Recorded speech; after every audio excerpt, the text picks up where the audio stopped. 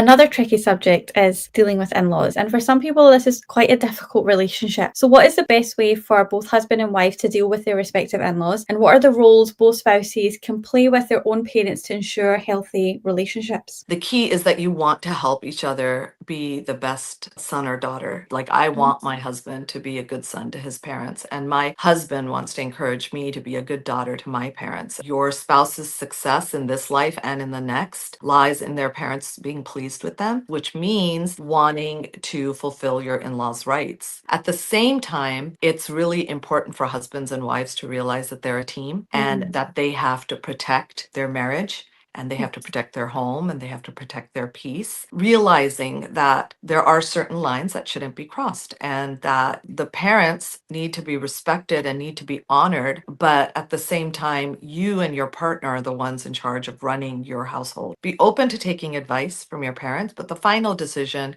should be between you and your spouse. Disrespecting someone's parents, that just breeds resentment in the other person, even if the person is at odds with their parents themselves. And also, the way that we treat our own parents in front of our spouses definitely has an impact on how they also treat them as well. If these parent and adult child relationships are damaged, it can become quite messy. One thing that both spouses should aim to do is to keep their business as a married couple private between themselves, because sharing private information in your marriage is not good for your spouse unless it's obviously an emergency situation.